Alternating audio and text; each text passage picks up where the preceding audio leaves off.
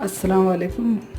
आज मैं बना रही हूँ बूंदी का रायता। बूंदी का रायता, ये मैंने दही ली है और ये मिक्सी में मैंने चला ली है। थोड़ा पानी डाल के उसको मिक्सी में चला लिया है। ये दही चाहिए हमको।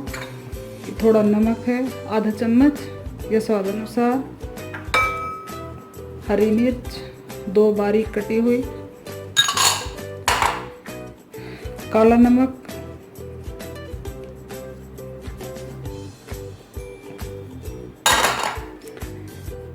ये लिया है मैंने चाट मसाला,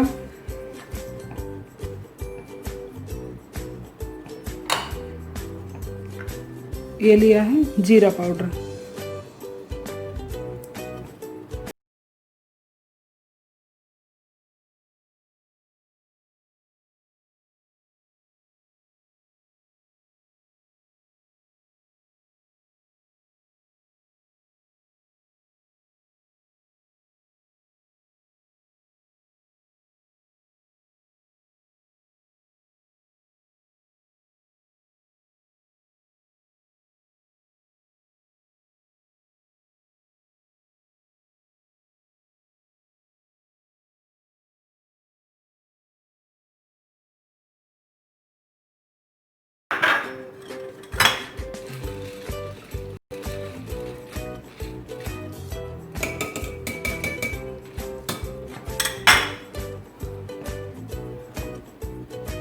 बूंदी का रायता बनकर तैयार है।